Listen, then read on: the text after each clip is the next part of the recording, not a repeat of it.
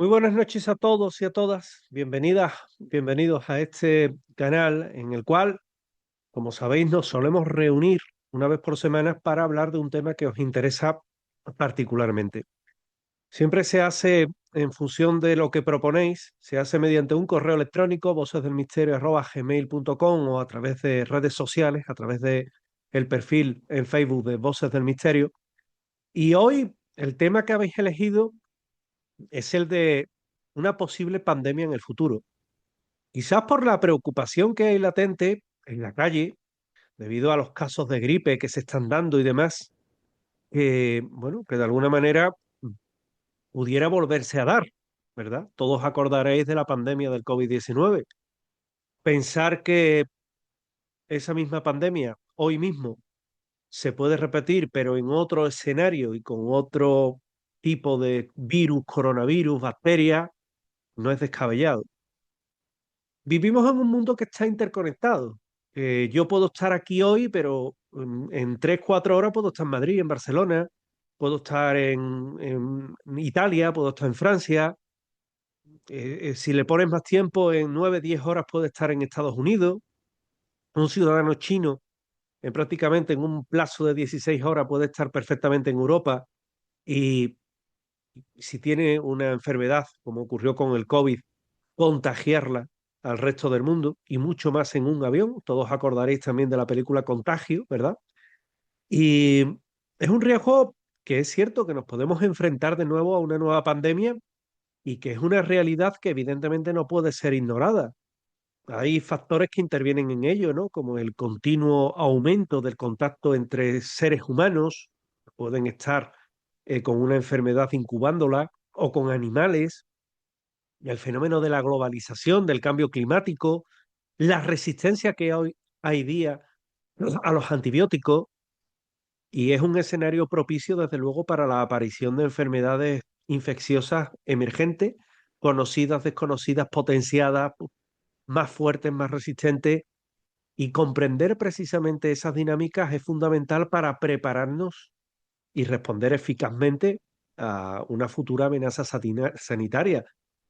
Yo me pregunto, y me he preguntado mucho, ¿qué hubiera pasado si el COVID, en lugar de haber elegido la gripe, hubiera elegido, por ejemplo, el ébola, que es altamente contagioso y que tiene una mortalidad enorme? Hubiera sido muy preocupante, ¿eh?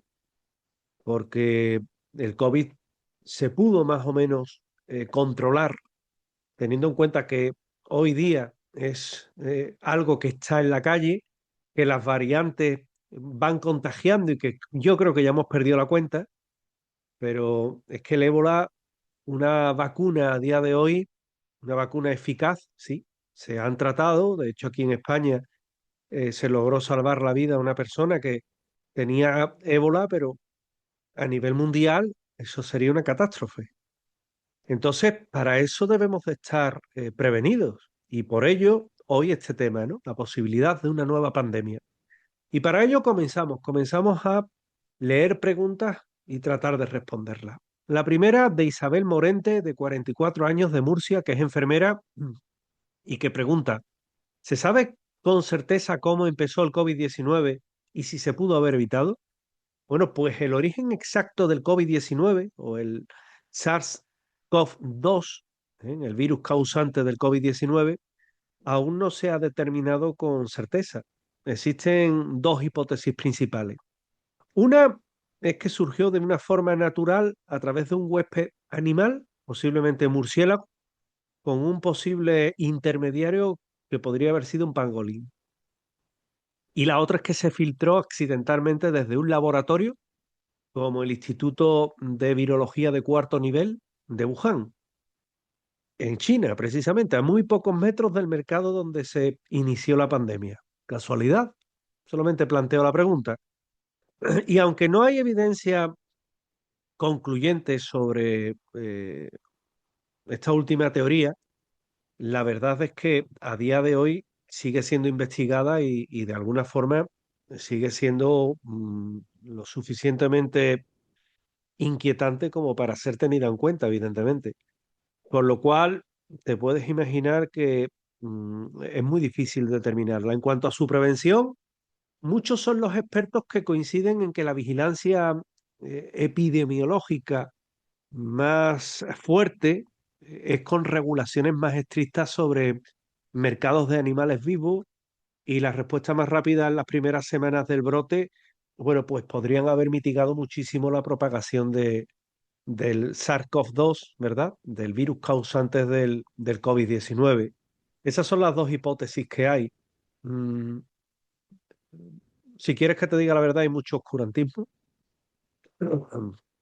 Allí fue una comisión de la OMS, la Organización Mundial de la Salud, y sinceramente no determinó nada, o lo que determinó ya lo sabíamos, con lo cual nos quedamos igual. Y la opinión conspiracionista dice que es que se escapó del laboratorio de cuarto nivel de forma accidental o no. Yo quiero pensar que es accidental de ese laboratorio de cuarto nivel. Por otra parte, yo no veo descabellado que en un mercado donde se venden animales vivos para su consumo, que hubiera uno contagiado y que a partir de ahí comience, bueno, pues todo lo que es un ciclo que acabó con muchas muertes en el mundo y que por desgracia se puede repetir. Daniel Sáez, de 39 años, de Toledo, profesor de secundario, que dice: ¿qué errores se cometieron durante la pandemia del COVID-19 que no deberíamos repetir? Bueno, pues uno de los principales errores fue la falta de preparación y coordinación entre países. Muchos sistemas sanitarios no estaban equipados para una crisis de esta magnitud, y también hubo problemas de comunicación pública, lo que generó desinformación, desconfianza. La distribución de recursos, por ejemplo, mascarillas, vacunas, test. Bueno, con las mascarillas ya habéis visto que incluso hubo algunos que se aprovecharon para hacer negocio, ¿no? En connivencia con determinados favores del gobierno, por ejemplo, en España. Y eso es algo que se está juzgando ahora, que yo me ciño a la información, ¿no? Pero es que en el mundo se dieron otros casos iguales. Y el reparto de esos test, de esas mascarillas, de esos guantes, de esas vacunas, pues fue desigual en el mundo. Además, se subestimó la transmisión asintomática al principio, y bueno, en el futuro lo que se debe es priorizar la transparencia, la inversión de salud pública y la cooperación internacional desde las primeras señales de un brote. Tenemos otra pregunta que es de Raquel Sánchez Santos, de 31 años, que es ama de casa de Cádiz, que pregunta: ¿desde cuándo se tiene la primera información del COVID-19? Bueno, pues la primera información yo te puedo decir que la dio la Red Nacional China de Noticias, que fue un 19 de diciembre. Yo recuerdo que el día 21 de diciembre yo publico esa noticia, eh, un poco haciéndome eco de lo que estaba pasando bajo el título "Misteriosa enfermedad se propaga en China", que luego ya con el paso del tiempo, por razones de espacio y demás, se acabó borrando la noticia, aunque sí es verdad que en este caso esa información que yo publiqué fue, yo creo que la primera o de las primeras que se publicó en España, que luego un compañero de La Vanguardia me llamó por teléfono y me dijo: oye, ¿esta información es veraz? Y le dije que sí. Dice: ¿de qué medio? Le dije la fuente, le di incluso el enlace, o yo guardo los enlaces, y me dijo: oye, lo han borrado.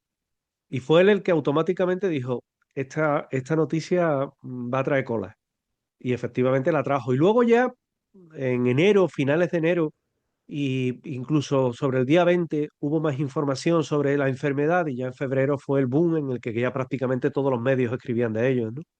Con lo cual, bueno, pues esa fue, o fueron las primeras informaciones, que no fueron mías ni del compañero de La Vanguardia, sino que fue directamente de la Red Nacional de Noticias de China, de donde surge y que luego borran.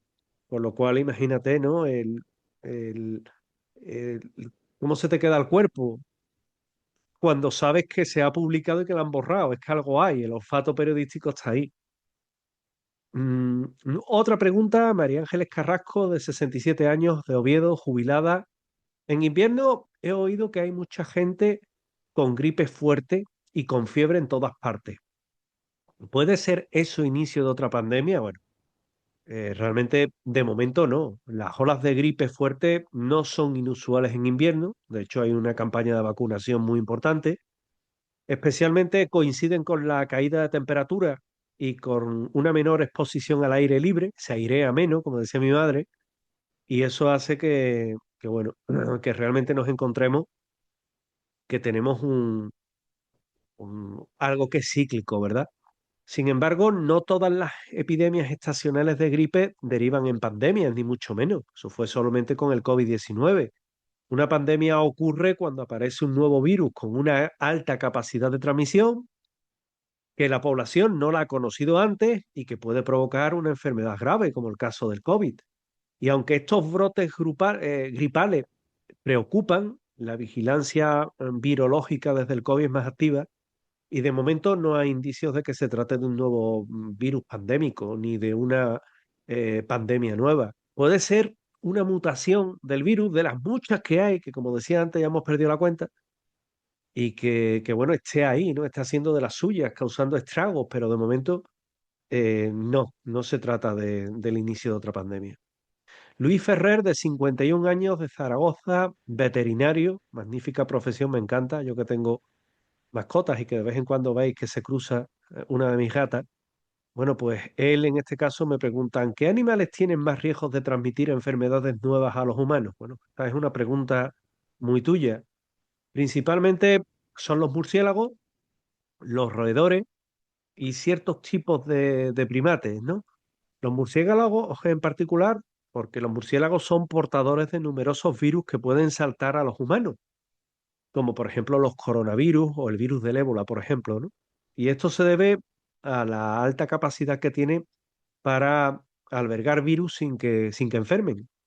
Su amplia distribución geográfica por todo el mundo y el aumento de contacto entre seres humanos por la distribución, por el hábitat, porque muchas veces se importan especies, pues hacen también que estos animales, que muchos de ellos pueden ser incluso criados o que haya una cría intensiva, como el caso de las aves, los cerdos, pues puede caer accidentalmente este virus y generar una mutación viral que termine afectando a las personas. Acordaos en la película Pandemia, en la película Contagio, perdón, que fue un murciélago que se comió un plátano, un trozo de ese plátano de la boca del murciélago cae en una porquera donde había cerdos, un cerdo se lo come y luego ese cerdo se sacrifica para un restaurante y a partir de ahí hay una cadena. Bueno, pues eso es posiblemente razonable que se produzca, ¿no? Y son los tres grupos, ¿no? Murciélagos, roedores, ratas, ratones y ciertos primates, sobre todo porque hay países de Asia donde se los comen, donde es parte de su dieta, de su gastronomía, y esto es peligroso, ¿eh? Porque a lo mejor a ti y a mí no se nos ocurre comernos un murciélago, ni una rata, ni se nos ocurre comernos un mono.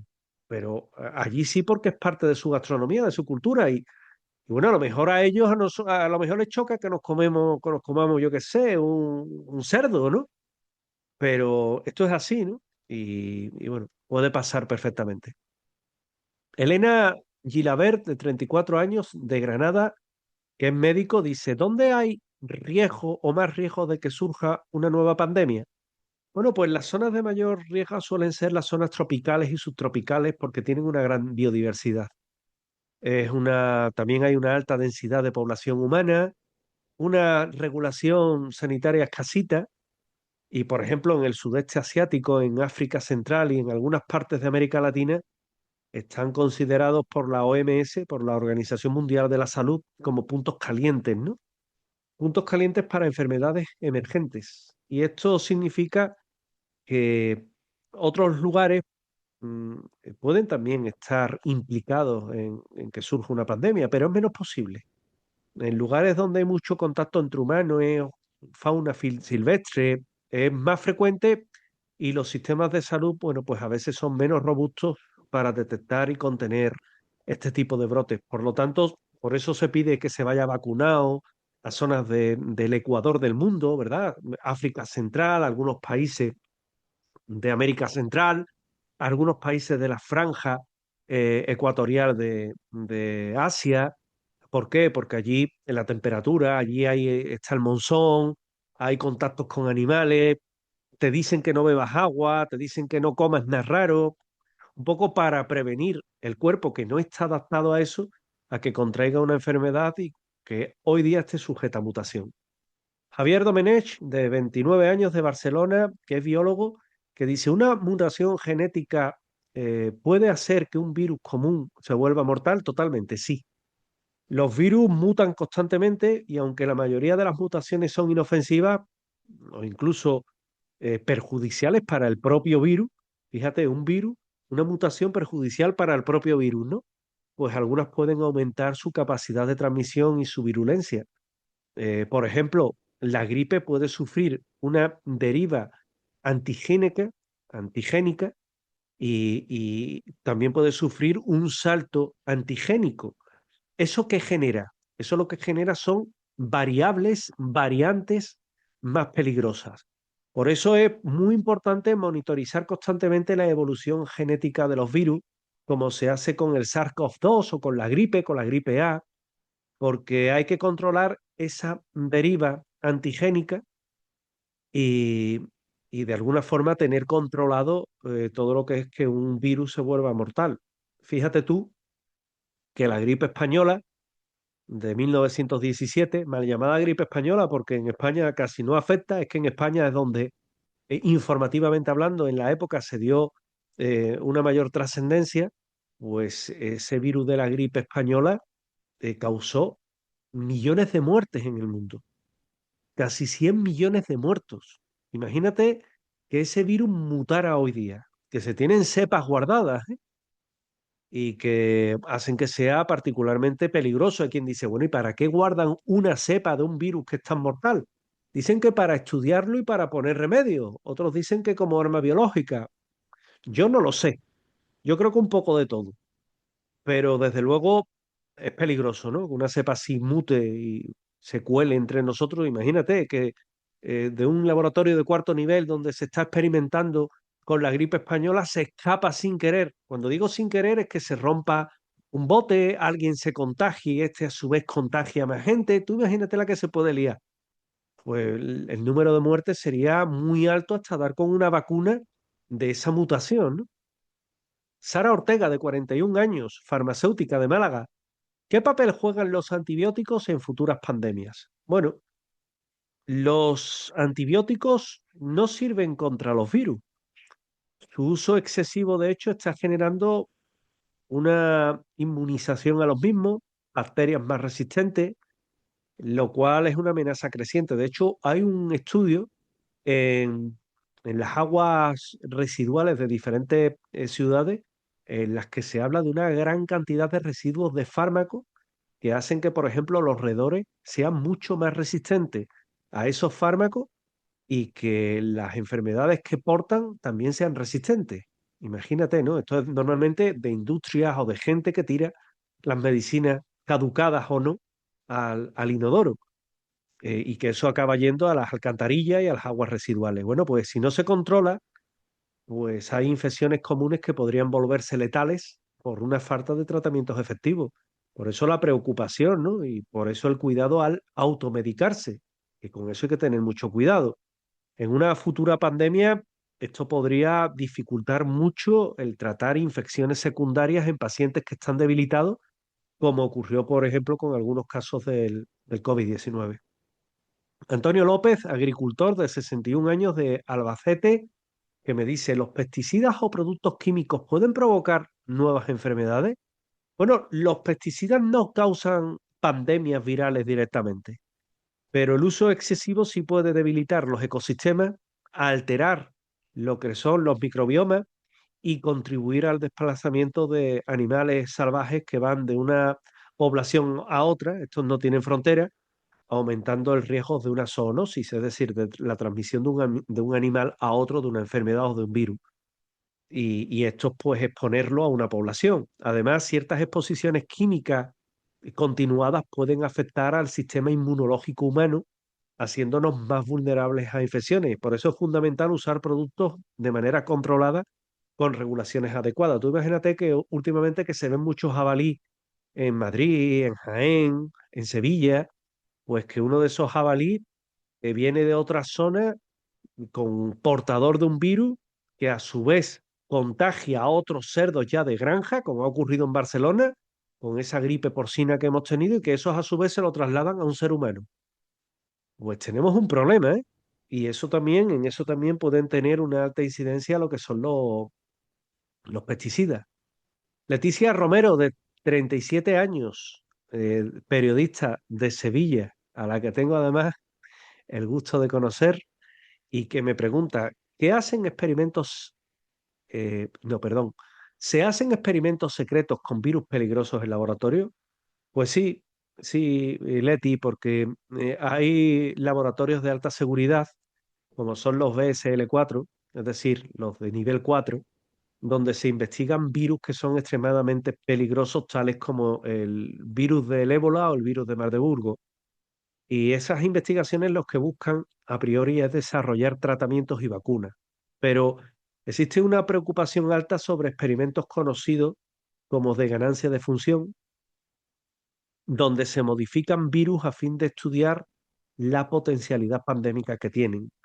Y aunque muchas de estas investigaciones son legales y tienen protocolos que son muy estrictos, algunos expertos alertan del riesgo de fugas accidentales de este tipo de virus o de su mal uso, por lo que hay un debate ético y científico muy alto al respecto de todo ello, porque entre otras cosas, bueno, pues que un virus de esto se manipule ya de por sí es peligroso, pero que se pueda descontrolar en un laboratorio o contagiar a una persona que trabaja en ese laboratorio es grave, ¿no? Es muy grave. La respuesta es que sí, que tienen en principio una función sanitaria, crear, eh, crear virus más potentes a la par que se crea una vacuna, por si acaso el día de mañana surge una variante que coincide con el desarrollado en laboratorio o no, que tú puedes desarrollar uno y darse otro, y también los que lo pueden utilizar como arma biológica, ¿no? Esto es muy peligroso, principalmente los países más poderosos, China, Estados Unidos, Rusia, hasta cierto punto India, fíjate lo que te digo, Japón, menor medida Reino Unido y Alemania, que puedan estar haciendo precisamente estas experiencias que se hacen incluso en España, ¿eh? Carlos Benítez, de 48 años, de Santander, ingeniero, ¿podría escaparse un virus modificado de un laboratorio y causar una pandemia? Teóricamente sí, aunque las medidas de seguridad son muy altas, ha habido casos documentados de escapes accidentales de virus en un pasado, aunque ninguno ha causado pandemias, ¿no? Hay laboratorios de alta seguridad que tienen protocolos muy estrictos y evitan fugas, pero que evidentemente esto no es infalible.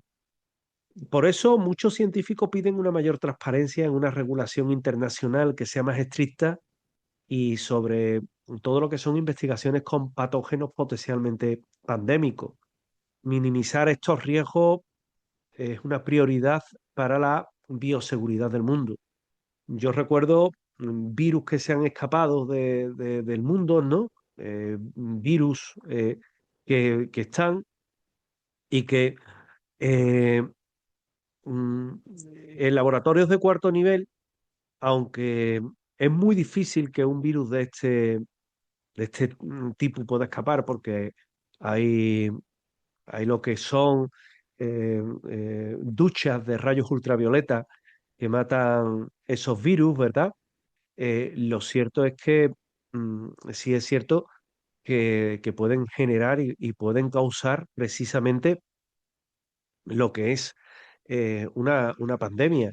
Un caso como ese es hoy día el debate que hay abierto, que yo no lo sé, pero es el debate que hay abierto sobre, por ejemplo, el virus que pudo haber provocado lo que es la epidemia de la gripe porcina en Barcelona, o lo que se llamó el Chernóbil biológico, que lo podéis encontrar en el diario español, en el que se habla de una lejía caducada al Chernóbil biológico y cómo se escapan los virus de laboratorio de alta seguridad de laboratorios como por ejemplo el de Barcelona, ¿no?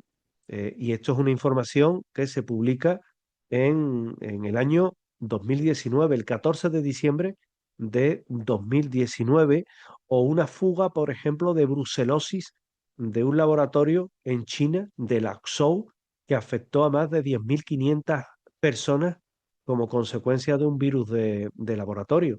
Mm, Todo esto está ahí, está documentado, ¿no? O monos infectados que se escapan de un laboratorio y que generan una especie de pequeña epidemia entre también lo que son monos de una población cercana, ¿no? Estamos hablando en Brasil.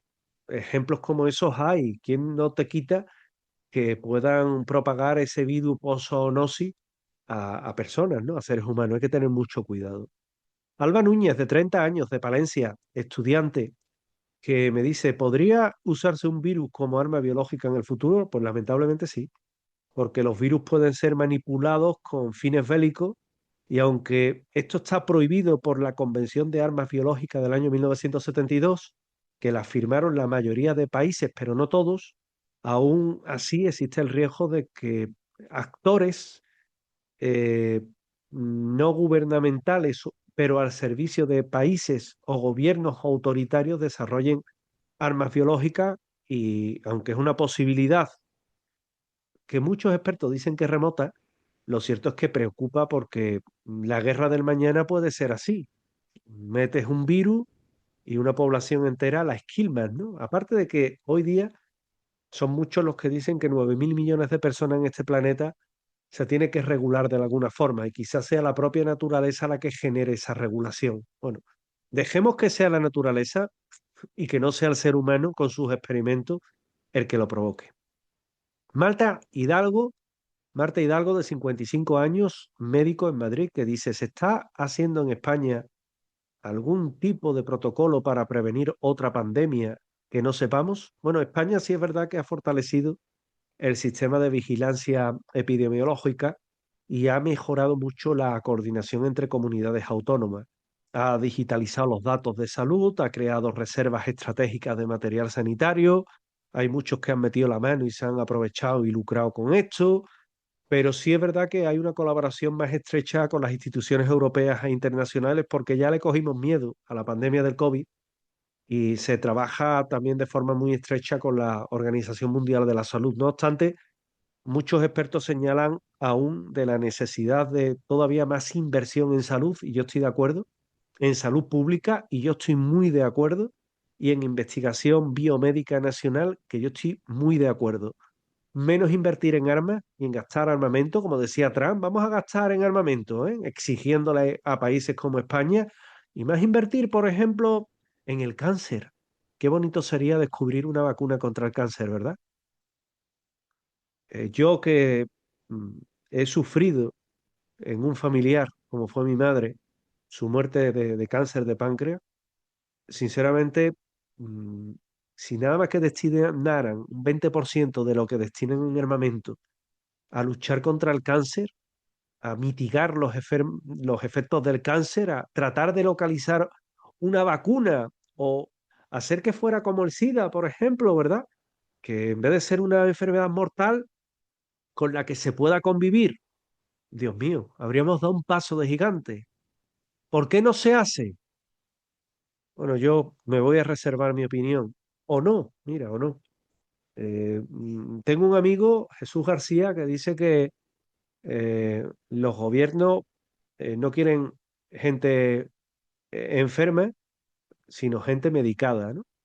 No quiere gente hospitalizada, perdón, sino gente medicada. Y muchas veces por eso, ¿hay algún interés que el cáncer siga siendo una enfermedad que, para la que no se ha encontrado vacuna? No lo sé.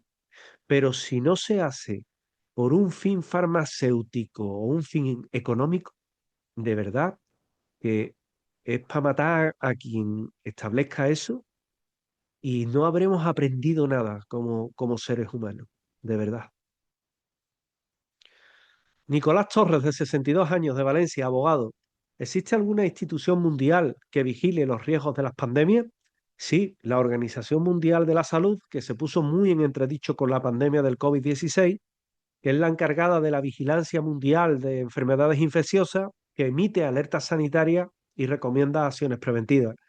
También existen otras como el Centro Europeo de Prevención y Control de Enfermedades, el ECDC, y otras como One Health, que integran salud humana, animal y ambiental, que también se encarga de esto. Sin embargo, la eficacia depende de la cooperación y de la transparencia de los países, porque si China se calla que en China surge el COVID-19, pues de transparencia cero, como de hecho hoy día hay. Hay quien dice, no, es que no se generó en China. Miren ustedes, los dedos señalan a China. Si señalaran a Estados Unidos o yo qué sé, o a Gabón, pues yo lo diría, pero es que de momento señalan a China. Lucía Delgado, 27 años, Bilbao, enfermera.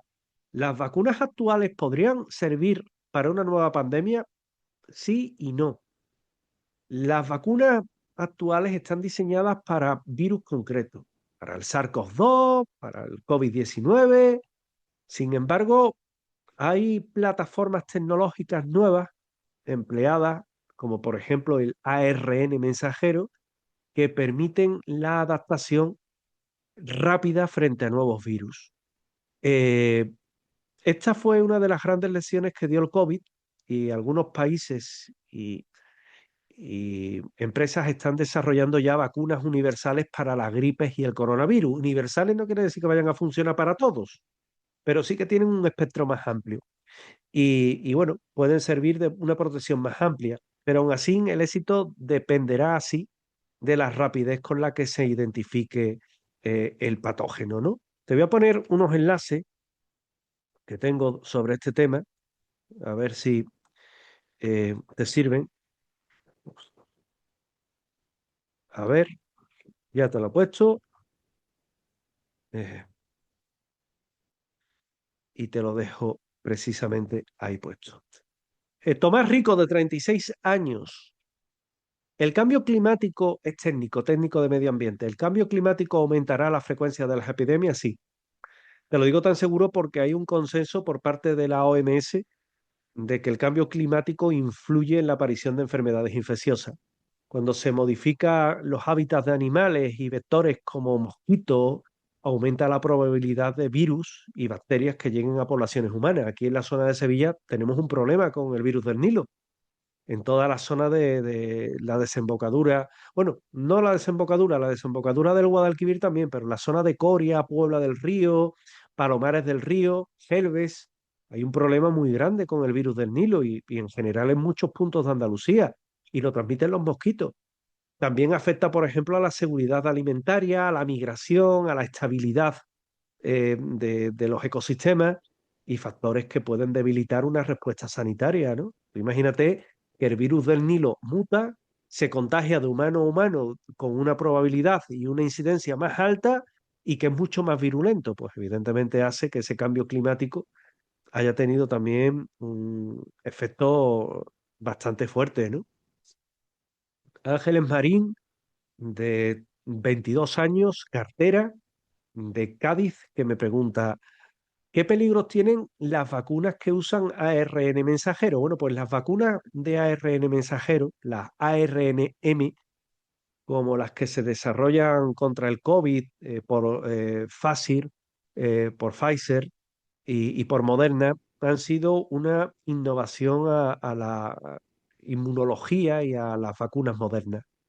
Aunque han demostrado aparentemente ser seguras y efectivas, como cualquier medicamento o vacuna, no están exentas de riesgos secundarios, aunque todavía no lo tengamos muy claro, ¿no?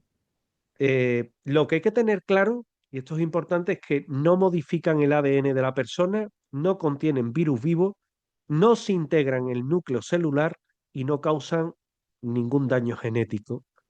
Tienen otros riesgos secundarios: dolor en el lugar de la infección, fiebre y fatiga, escalofríos, inflamación temporal de los ganglios, y esos efectos pueden durar entre 24 y 72 horas. Hay otros riesgos, ¿no?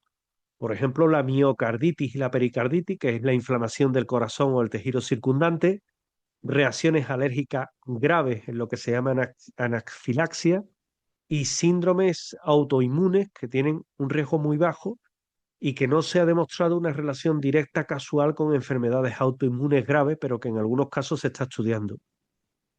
Hay mucha polémica con todo ello y de alguna manera el ARN mensajero, bueno, sí es verdad que está todavía en, en una etapa de nacimiento, por decirlo de alguna forma, y que habrá que seguir experimentando en laboratorio, evidentemente.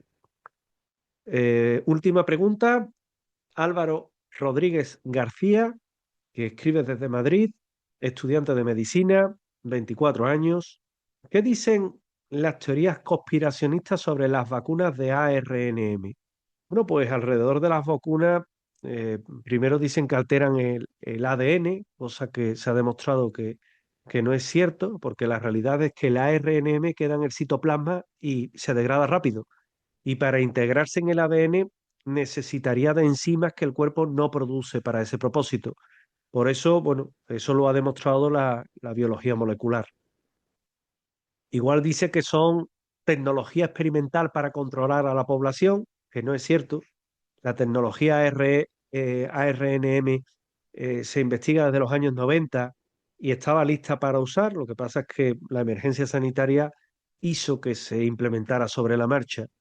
Otra conspiración que se dice sobre ello es que llevan microchips y dispositivos de rastreo, que la verdad es que no, porque entre otras cosas no se puede introducir un chip funcional por el ojo de una aguja y que tenga un soporte logístico para miles de millones de personas. También se ha dicho a nivel conspiracionista que las farmacéuticas sabían que eran peligrosas.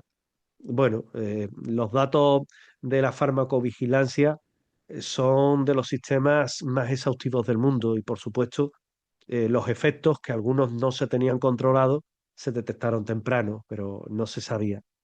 Que es parte de una agencia, de una agenda mundial, hoy que está muy de moda el tema del nuevo orden mundial y del 2030, pero la verdad es que eso no está aprobado ni en un lado ni para otro, no hay argumentos que lo apoyen, hay quien dirá ni tampoco que lo desmientan. Bueno, yo me tengo que ceñir a lo que conozco, ¿no? Pero lo cierto es que hay una cosa que sí es cierto, y es que las vacunas generaron beneficios enormes. Y bueno, eso sí es un argumento del poder de lucro que tuvieron las vacunas. Eso no es prueba de una coordinación global secreta ni de una conspiración contra los seres humanos.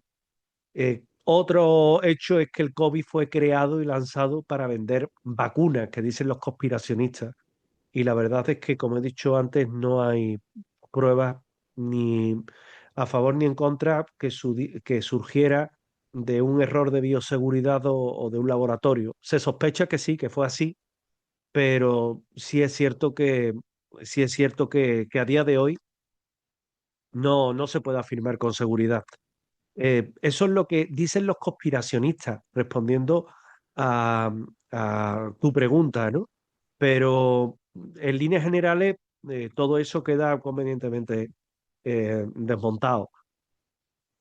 Que lo quieran creer, vale, que no lo quieran creer, pues también en su derecho está. Yo me limito a citar la información. Por último, María José Reyes Ojeda, de 32 años, oficinista, administrativa de Ciudad Real, que dice, ¿por qué podría repetirse una pandemia? Bueno, pues lo primero, por zoonosis, porque más del 70% de las enfermedades emergentes en las últimas décadas, como el VIH, el ébola, el SARS, el COVID-19, son zoonóticas. La deforestación, la destrucción de hábitats, el consumo de animales salvajes, la ganadería intensiva, el cambio climático, todo eso influye. La alta globalidad, la alta movilidad global que tenemos también influye. La urbanización y eliminación de hábitats también influye. De hecho, lo estáis viendo, como los jabalíes en determinadas urbanizaciones de la sierra vuelven a lo que era su hábitat, ¿no? Y eso es, y genera que evidentemente pululen por allí y puedan dejar esos virus. El cambio climático e incluso la biotecnología mal regulada, ¿no? ¿Sería igual que el COVID-19? No necesariamente. Podría ser un virus respiratorio, como otro coronavirus, una gripe, un virus transmitido por vectores como por ejemplo el dengue, el Zika o la fiebre del Nilo de la que he hablado antes, una bacteria ultra resistente, un patógeno, la enfermedad X que le llaman, que pudiera ser nuevo y el comportamiento dependería del contagio, de la mortalidad, del periodo de incubación, de la capacidad para detectarlo. ¿Hemos mejorado? Bueno, en capacidad para desarrollar vacunas sí, en sistemas de vigilancia epidemiológica también, en conciencia global sobre las enfermedades yo creo que también, ¿eh? Porque ya cuando una persona tose se pone la mascarilla, por ejemplo, pero aún hay problemas en la desigualdad en los países, en la fatiga social de las restricciones. Tú le pones a una persona un confinamiento o llevar mascarilla 24 horas al día y te dicen que no, ¿no? Una inversión insuficiente y la desinformación y la desconfianza que sigue estando latente, ¿no? Son en suma, bueno, pues las preguntas que me habéis planteado y no podemos predecir con certeza cuándo ni cómo va a surgir una nueva epidemia. Sí podemos fortalecer, robustecer nuestra respuesta. La vigilancia global, la inversión en ciencia, en salud, la cooperación internacional van a ser fundamentales para poder prever todo esto. Estar preparados no elimina el riesgo, pero sí puede marcar la diferencia entre una crisis mundial, una catástrofe global y algo que se pueda medianamente controlar.